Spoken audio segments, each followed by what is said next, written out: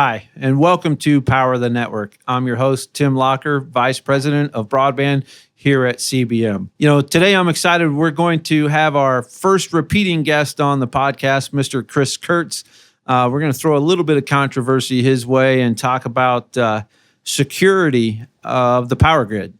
Let's jump right in and see what he's got to say.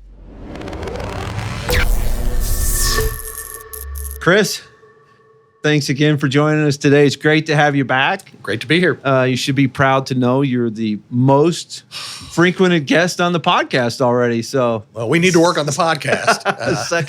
second visit, but I really enjoyed our last visit, and I'm looking forward to this one. So, we're going to stir the pot a little bit today. Okay. All right. So, I read an article here that was titled "Why 90% of the people would die if the grid failed." What's your response? I disagree with that completely. I think it'd be more? No, I think it would be less. Would there be an impact? Definitely. Would some people die? More than likely. But I think humans have proven themselves to be pretty resilient over the past several thousand years. And so it would have an impact. And it would, in a short run, be a large impact. But I think people would find ways around that. There are multiple ways to produce electricity. And long before the grid was anywhere close to what it is now, people still had electricity in their towns and in their businesses. And it was just more localized in many ways than it is now. So I think people would find a way to survive. So that localization, is that better or worse? So what's the value of either? So from an economic perspective, it's worse, right? Sure. If you can build larger power plants that produce the electricity, share it, and share that, it's going to cost less than if everybody has to build their own power plant in their town or in their region. Yeah. So and I'll admit, the source of the article was actually from it was a preppers organization. The title's a little clickbaity, but it does bring to mind the topic of security. Right. And I know the topic of security within the power grid has been something that's been taken very seriously here in the last several years. So I wanted to bring you on and talk a little bit about that. Most recently we had the big ice storm in Texas. Right. Close to $200 billion in damage. Right. There was, actually several hundred people that died during that event. I don't remember exactly, but what was the time frame it took them to bring that back up and running? So again, that was more than a Texas event. That was a Midwest event. Actually, in the region we're in here, we had rolling brownouts for the first time in history during that same storm. Oh, due to that storm. To that storm as well. Texas was hit very hard because they had a nuclear plant that was off for maintenance. There were some of the power at the time of the storm. At the time of the storm, some of the power that they were getting from renewables, wind mainly, was not coming in. Solar wasn't helping in any significant way simply because the weather and the sun wasn't out much. And so just kind of a trifecta of events led to the outages that occurred in Texas and the impacts of that. But it was felt all through the Midwest at that time. And I think what it probably showed us was our country started down a path probably 3 administrations ago of this dramatically quick move to renewables and away from coal. Yeah. And coal provides what you do to make electricity and what you have for as long as it's been made in large quantities is you bring coal in, you burn it in basically a gigantic stove, and you boil water with it. It creates the heat that boils the water. The water becomes very high pressurized water. It flows through big pipes, and it goes through what they call turbines that turn as the steam goes into their fins. That turns a generator and makes electricity. Hence the steam turbine. Right, steam turbine. And those are the most, outside of hydro, those are the most economical way to produce electricity. That's why there's so many of them around the world, not just the United States. And so we started this move to wind and to solar and away from carbon. And that makes sense. And I think most utilities would agree with you completely that makes sense. That's a good long-term plan. but the technology wasn't there then, and still, to a large degree, isn't here today to do that efficiently, to move away from coal-fired power plants, certainly in any quick fashion. Sure. And so because we had started down that road, wind turbines were being built all over the country, have been for the last few decades, and there was a lot of emphasis put on having them provide power as opposed to coal. What happened during that winter vortex, I think it was called, during that period of time, was that it just wasn't as windy as you'd like it to be in the middle part of the country. And so wind wasn't producing the power that it needed to produce. And then because of outages for maintenance and other things. Now, are the wind turbines also, obviously in an ice storm, they're affected dramatically too? Well, they can be, although these things are massive, right? I mean, the arms on these things can be 100 foot long, and so the blades, on these things. And so they actually can blow off wind, and at the same time, they can be directed so that the impact of an ice storm is minimized on less them. effect. Okay. Right. But yeah, to some degree, they would be impacted. Yeah. Okay. And so, what happened during that period of time was we were moving too quickly. And so what you've seen a lot of electric utilities do since that winter vortex is not scale back their move away from coal, but slow it down. And with the idea of letting technology catch up to effectively either capture carbon, which is a big thing that's being pushed today, so that you don't have to necessarily move away from it. You find a way to deal with it within those power plants. And then ultimately, solar is becoming more efficient. It's nowhere near where it needs to be, but it's becoming more efficient, and there's more wind that's going up all of the time. And how those things interact with each other, because they're all sources of power.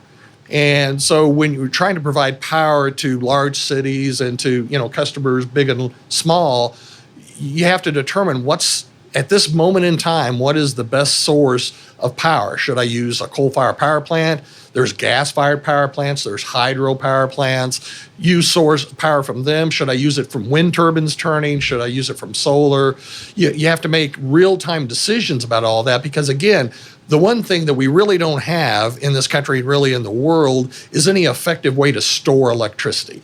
When you flip a switch in your house and you expect that light to come on, there is power at that same instance that has to be produced at a power plant of some kind. Yeah. There is no way to store it. Now, battery storage, you're hearing more and more about, but batteries are still fairly inefficient at that. It's coming. It's there. It's just around the corner, as a matter of fact, on battery technology, and that'll be a game changer for electric vehicles, for everything, when those technologies get to the next level from where they're at. We're just not there yet. It's not there. Right. So my understanding, there's actually 3 power grids. You've got the East, the West, and then Texas. Right. Yeah, and really sorry to interrupt, the way those break up, just so you know, the Rocky Mountains separate the East from the West. And there are more and more transmission lines that are going across the Rockies. So the interconnection is getting stronger between the East and the West, but it is still not a solid connection. And then Texas. So they're not totally isolated. They are not totally isolated at all. But you could not power one with the other completely. If the entire Western grid went down, or the entire Eastern grid went down, you couldn't power one with the other. Gotcha. And across those. And then Texas has just always liked to be its own entity in regard to a lot of things. And so they do have ties. They just don't have ties of sufficiency to power all of Texas. It's not nearly redundant. Right. Clearly. So, right. There's really a few different threats, right, to the network. You've got, physical threats, whether it's somebody actually shooting something or taking something out, or whether it's weather, et cetera. But, cybersecurity is also, one that we see on the news a lot today.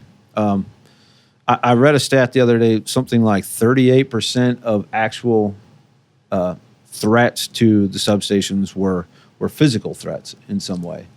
What kind of things can a utility do? And not only what kind of things, but like what do we need to protect? What's the critical equipment that we've got to take care of, and what can we do to stop it? Well, maybe let me back up just a little bit and back up to the grids, because we were talking about those. And, there's been a lot of talk over time about an entire grid going down, the entire eastern grid going down or western grid or all of them going down at the same time. Yeah. And it's not that there's not some justification for that kind of discussion, because I don't know if you recall in 1994, we had the Northeast outage blackout, which affected New York, about a third of the East Coast, went up into Canada and back over to Ohio, actually. And that was a massive thing. But, when we talk about survival, if the grid goes down, right, all the power was back up within 4 days in those areas. Now, it had to be brought back up piece by piece. That's the way it works. But utilities have been aware of vulnerabilities forever, right? And they've been working on that. I would say the time in our history where that really got, a boost and went into overdrive about ways to protect our grids and to protect, our substations and all the parts of the grid really occurred after 9/11. And the federal government was involved, but got involved in a much bigger way, dictating what has to happen at electric utilities. And again, I want to be clear, it's also gas utilities that could be impacted by this. They have their grid, if you want to talk about it. And so, but for electric utilities after 9/11, there was a big emphasis put on it, and utilities started to come together, not that they hadn't, but in much bigger ways to work together to not only build a more reliable grid, but then find better ways to protect it and to protect all the equipment that's therein. And so when you look at where we are today with that, utilities, we have plans in place. We do drills, or electric utilities do drills on an annual basis for terrorist events and for natural weather events, tornadoes or large events like ice storms and things. And those events are all around mutual aid with each other. So, for example, some of the big equipment that you'll use in electric utilities can take 4 years to get once you order it. I mean, it's and that's gotten a lot worse since the pandemic, but it's still a long time. But now there are sharing programs in place and agreements in place so that if I'm an electric utility and I have a terrorist attack and it takes out some of my large equipment, I already have contracts in place with other utilities that can provide spares that they have into my area to get the power back up as quickly as possible. That's true across the country. And so if big events will happen, and we're seeing, whether it's global warming or whatever you want to call it, there are bigger weather events that are happening all the time. There are plans in place. For example, when hurricanes hit the East Coast, utilities from here in the Midwest will send resources, people, trucks, equipment, spare parts, out there to help them, and in many cases, you will triple and quadruple the size of that utility's workforce in a small period of time to address that.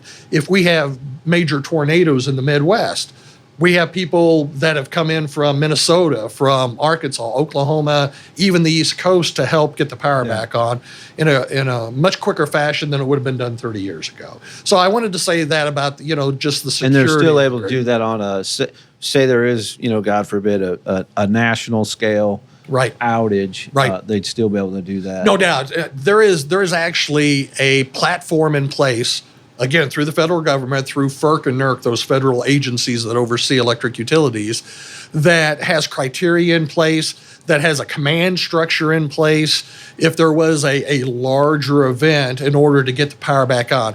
The thing with power is, again, it's instantaneous. So you can't just put power back on to everybody at the same time if it's all out, because the power plant has to start back up if it's down, and it has to start producing electricity, and that has to come out. So there's plans in place. They're called black start plans. So if the power goes out for this entire region, or even for this individual utility that serves the area that we're in, they have a black start plan that will start with a diesel generator starting up, and that will start a small power plant, get it up and running. That'll get a bigger one up and running. That'll get a bigger one, so on and so forth. And then they'll start bringing customers back on a little bit at a time around that area. All those plans are already in place should those events occur. And so, my opinion is we are in much better shape than we were even 30 years ago in regard to natural or terrorist events. That's great to hear. Yeah, in the area. So you disagree with the article? I would disagree with the article. There would be impacts, but I don't see those being long-term impacts. So, we see what's going on in the Ukraine with Russia, and I've heard that Russia is affecting the power plants in the Ukraine, with cyber attacks and et cetera. Right. What are we doing to protect from those kinds of threats? Well, first of all, one thing that Russia is doing is that they are not. Before we get to cyber, let's go back to physical. What Russia has been doing is bombing their power plants and trying to take down that grid infrastructure because they know it will weaken their economies and their ability to do business on a day-to-day basis in the Ukraine. So if that kind of thing happened here, if we had a terrorist come in and try to blow up a power plant in our area, or even 2 or 3 power plants, the way the grid is so heavily interconnected today, more than it's ever been, the transmission grid. And again, power plants produce electricity. That's where it starts. They connect to what we call transmission lines that are just big, heavy wires that run across the countryside that take that power out to what we call substations, that then take that power and reduce it down to a level that can go up and down our streets and our neighborhoods and ultimately into our houses and businesses. And so the grid, which is that transmission part of that, is so heavily interconnected that if I can't get power from my own power plants because they're down for whatever reason, I can get power from another power plant at another company. For example, we're here in the Midwest, and on a routine basis, the Midwest utility will sell power to Texas because it's actually cheaper to get power from the Midwest at that point in time than it is for them to produce it themselves for all sorts of reasons. And we can buy power in the Midwest utilities here from the East Coast or not so much the West Coast, but certainly up north and over to the Rockies. And so there are a lot of sources of power. It's not, we talked about localization. Yeah. In the days of localization with electricity, if my power plant went down, I was out of luck. My customers were down until I could get that power plant back up. Not so anymore. It's interconnected across that, and it's really everybody's power. From that perspective, there's just contracts in place, and you pay. If I'm going to use your power, I'm going to pay you for it, and all those sorts of things that allow that to occur.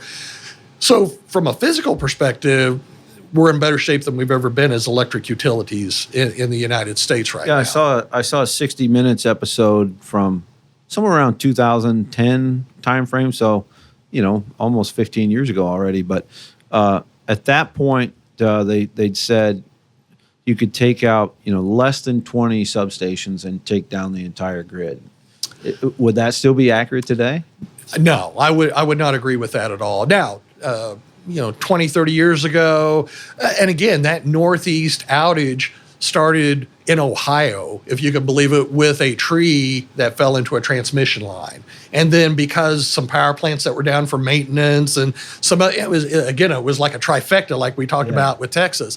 All the chips fell, the dominoes fell at exactly the right way for that to cascade all the way back to the East Coast. And so can that happen today to some degree? Yes, but to a much limited degree. And part of that has to do with the way we operate that grid. The grid is not operated by one central entity that you talk about cyber attacks that you could cyber attack or something. It's broken up into regions in the country. And each one of those regions operates that part of the grid in that part of the country. They determine which way power is going to flow. They determine which devices are going to be open and closed for maintenance or power plants or on the transmission grid. It's all controlled by those entities. For our area here in our part of the Midwest, it's called the SPP, the Southwest Power Pool. And so these power pools exist around the country so that you don't have a central entity that could be hacked or that could be, Even though that central entity may own the physical structure of... Well, no. So when I say central entity, I mean central entity for the whole country that controls everything. Okay. I guess I'm talking about an individual power company. Right.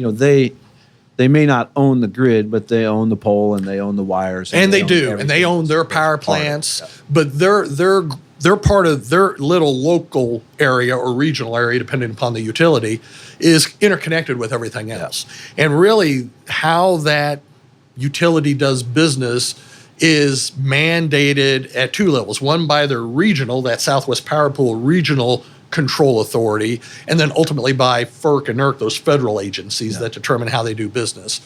And so that grid is broken up that way. So you might be able to take out substations in my area that take down my part of the grid, but the likelihood that would then escalate out to anything bigger, or certainly a national event, are virtually nil. The protections that are in place, the protective relaying that's in place, the way it's all put together these days are there to minimize things like that Northeast power outage that occurred in 1990. I think it was 1994. You wouldn't see that. I would disagree with that. Well, that's why we bring the experts in, I guess. We're trying to. No, I appreciate it.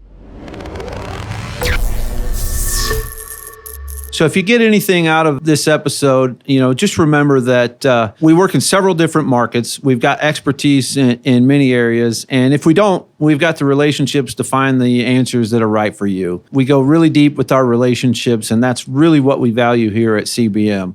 If we can be of service to you, please reach out, cbmrep.com. So what kind of things are we doing to physically protect the grid, to protect substations? And I think that's important because the world that we're living in today has changed in some ways. There are people out there that want to hurt us, right? There are people that, whether they're foreign agencies or whatever it is, that want to do harm to the United States and to the power grid and that. So we are protecting electrical infrastructure, whether that's power plants, substations, the poles, the wires, all of those things, much more today than ever in our history. And so we do that by several things. One, when you design the electrical system, and this is nothing new, you try to put it out of sight, out of mind, right? And so you try to put, like, for example, substations in places where people are not living, right? And a little ways away from them, and then get the power over back to them where they need it. The problem is that cities continue to grow and expand. End up working around them. Yeah, and where substations were all by themselves, now they have people all around them today. And 90% of substations in this country have a fence around them, just a regular chain link fence with maybe some protection at the top to keep people from climbing over it. But you can easily see the substation. You can see those devices. And the biggest thing you see in a substation are the transformers. They take the power and reduce it down to the level, like we talked about, that you send out to the customers. And without those, bad things happen, right? Yeah. But we do have, most electrical systems have backups, even at the customer level, so that if you lost this transformer, you would be able to you may have a short outage or an outage for 2 or 3 hours, but they could switch it over to another source and get it. So when you design the system, you design it for backup. So if something goes wrong over here, something happens over here. That said, we're building concrete fences, where in the past you'd have a chain link fence.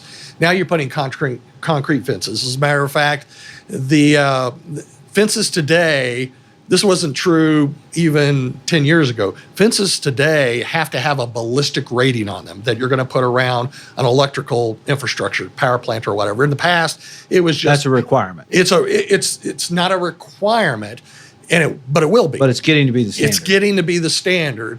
And in the past, the walls were there to reduce the noise maybe from the equipment or just for aesthetics. Sure. Now they're there as much for ballistic protection, which is, how much they can resist a bullet being shot into them. And which is interesting because that is a big change that's occurred over the last 10 years.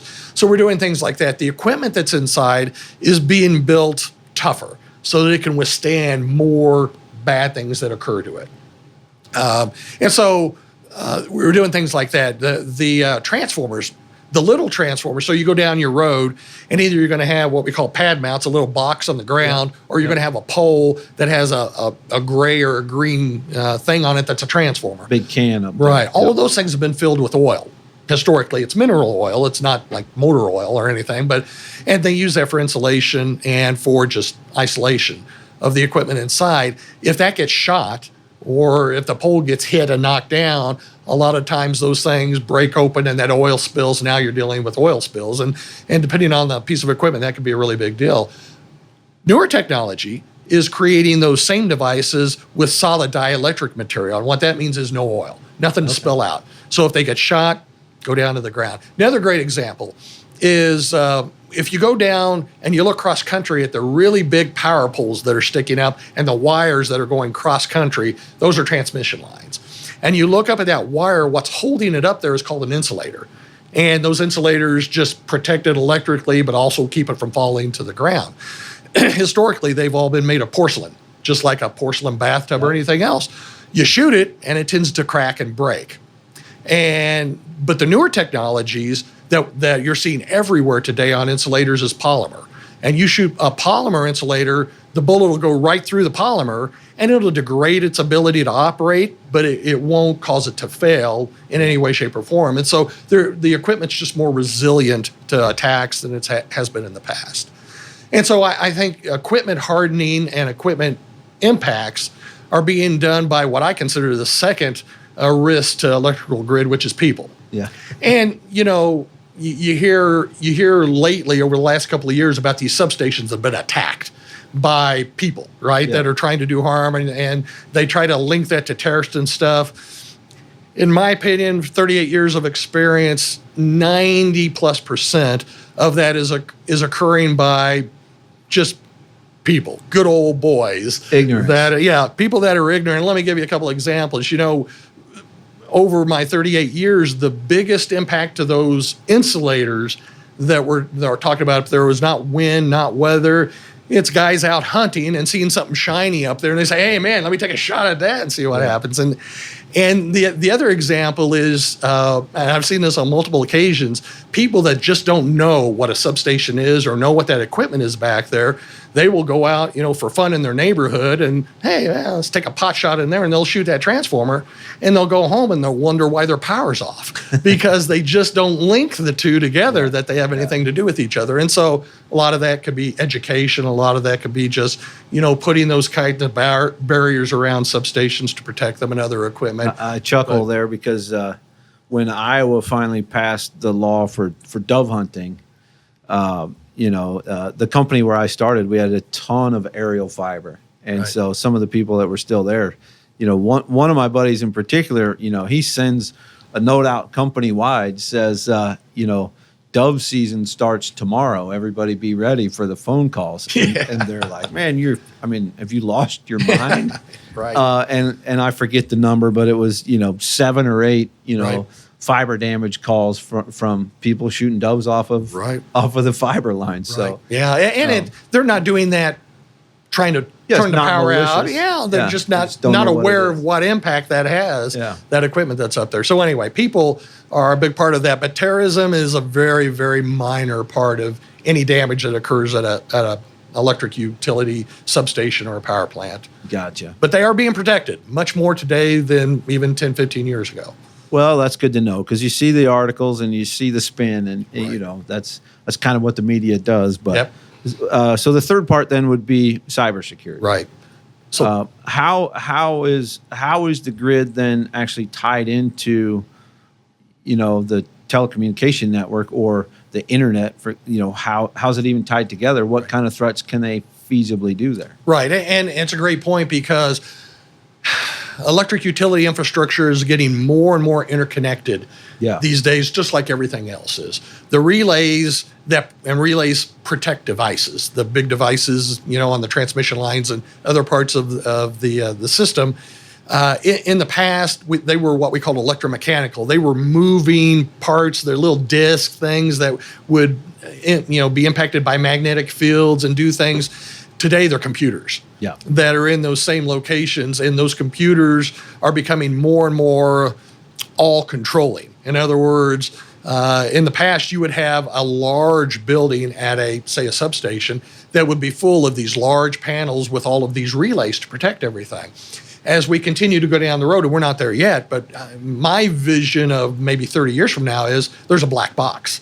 And it does everything that you need to do, and maybe a backup black box that's in there in what we call the touchless substation, which is the vision for the future. And as that happens, you're getting more fiber that comes into substations. You're getting more interconnectivity through networks that are coming into substations. And so that has been a big issue. You may have seen articles over the last 10, 15 years that have depicted, I think 60 Minutes even did a piece on this, where they were able to, and this wasn't a foreign entity, this was our own federal government trying to test the system. They were able to get into certain utilities, electric utilities, and have control of their power plant effectively, and allow that power plant to destroy itself, or it would have ultimately if they hadn't stopped the test. And so there's been a lot of work, a lot of federal government intervention into, which is good from a standardization perspective, into the whole realm of cyber and what works and what doesn't work. And so there are now protocols in place that are specific to electric utility communication that aren't available outside of electric utilities. When you get to the key control systems, and a lot of those are called in utilities EMS, or energy management systems. Yeah. Those are the systems that they can actually control devices in the field with. They can control the power plants. They can control breakers, which are like breakers in your house that open to isolate paths, and various other pieces of equipment that get power from one place to another. They're all controlled from a central location within an individual utility. Yeah. And those devices can, if you hacked into that somehow, you would have control of that system and you could play havoc with it. So the way they build those systems they are completely isolated, islanded is what they call it, from other network systems, both at that utility and outside that utility. And what you're seeing many utilities do these days is they're building their own communication systems. So they're putting their own fiber in. They're putting their own communication paths from that central hub out to their equipment in the field and their substations, so that it's completely isolated from the rest of the world. And I think as we go down the road, you're going to see more and more of that. Okay. So the ability of foreign actors, or even people that want to do harm here in the United States, to be able to get in and hack into those systems is actually going to go down as we go over time. That said, just because they can get into one doesn't mean they can get into all of them. Even if they could get into that one, they can't get into all of them because they're isolated. But on any given day, and this is as true today as it was 2 or 3 years ago, each utility, there are many of these are foreign actors that are trying. They get 100, 200,000 attempts a day to try to hack into their systems through various means to do that. And again, they have hardened systems. They have, software in place to overcome that. But the level of, and in many cases, it's the people you would think of, and the foreign countries that are trying to get into our systems, happens every day. And it's been happening every day for years and years. And so utilities, I think, are on, I don't think, I know, are on the forefront of technology to overcome those types of intrusions. Well, that's great to know. That's great to know. I appreciate the insight. I appreciate the education, the honesty that you bring with it too. So when you see these clickbait type articles, I guess keep this in mind. Thanks for straightening me out on this. I knew you'd have something to say on the topic. Well, and I appreciate the opportunity. I think people need to understand that security is a major issue in electric. I'm sure it's the same in gas utilities and others, but in electric utilities, and they've been working on it long and hard to get to a place that I think we should all feel pretty comfortable. Yep. Well, awesome. Well, thanks again for joining us. Sure. Number one podcast guest, most appearances. We'll put that out there again, but we appreciate the education and the insight every time. So, well, thanks for asking me in. Yep, thank you. All right. We're truly fortunate to have people like Chris on our team. Chris is super talented, very passionate about what he does, and we thank him again for being on with us today. If you need expert advice on a project or looking for representation for your product, reach out to us here at CBM. That's cbmrep.com. And until next time, thanks for joining us on Power the Network.